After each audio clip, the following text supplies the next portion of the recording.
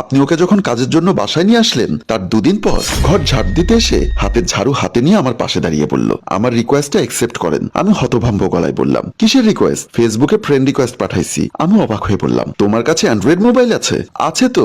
ও আচ্ছা, নাম কি? Danish princess Molina. নাম শুনে আমি নিজেকে সামলালাম, তারপর বললাম, ঠিক আছে, আমি অ্যাকসেপ্ট করব, তুমি এবার বাসার বাকি কাজগুলো করে নাও। আমি হাসি মুখে আমার মোবাইলটা হাতে নিয়ে আইডি খুঁজে বের করে রিকোয়েস্ট অ্যাকসেপ্ট করে রাখলাম। প্রোফাইল পিকচারে একটা মেয়ের রং চঙাইয়া সেলফি। আমি প্রশ্ন করলাম, কার ছবি গো? আমার ছবি, ইউক্যাম পারফেক্ট দিয়ে এডিট করেছি। বা খুব সুন্দর, আমার প্রতিটা ছবিতে কিন্তু লাইক কমেন্ট দিবেন, ঠিক আছে?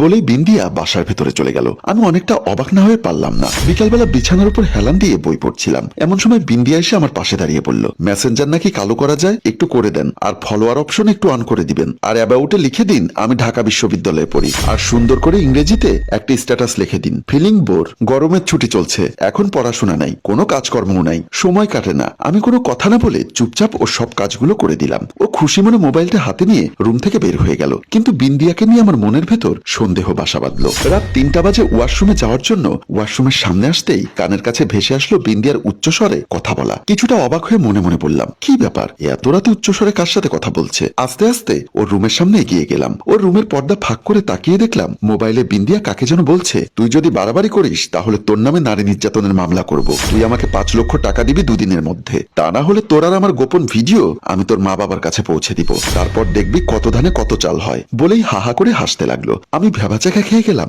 বিন্দিয়ার কথা শুনে। বিন্দিয়া এবার ধমক দিয়ে বলল, তুই আমাকে চিনিস না? তোর মতো এরকম কয়েকশো ছেলেকে আমি নাকে রশি দিয়ে ঘুরিয়েছি। তুই তো আমার কাছে চুনো পুটি মাত্র, তাই তাড়াতাড়ি আমাকে টাকা দিবি, তা না হলে তোকে জেলের ভাত খাইয়ে ছাড়বো। আমি পর্দার আড়ালে চলে আসলাম। মনে মনে বললাম, এত ডেঞ্জারাস মেয়ে, এখন কি করব? ভাবতে ভাবতে আমার রুমের দিকে চলে আসলাম। পরদিন ড্রয়িং রুমে বসে টিভি দেখছিলাম। হঠাৎ মনে পড়লো সকাল এখন 11টা বাজে, বিন্দিয়া এখনো ঘুম থেকে ওঠেনি। আমিও ইচ্ছা করে ডাকিনি। সারা রাত ছেলেদের সাথে কথা বলে, সকালবেলা আমাদের নাস্তাও তৈরি করে দেয় না। তাহলে এই মেয়েকে দিয়ে কিভাবে আমি কাজ করাবো? ওকে বিদায় করতে হবে, কিন্তু হঠাৎ বিদায় করতে পারবো না, কারণ ওকে আম্মা নিয়ে এসেছে।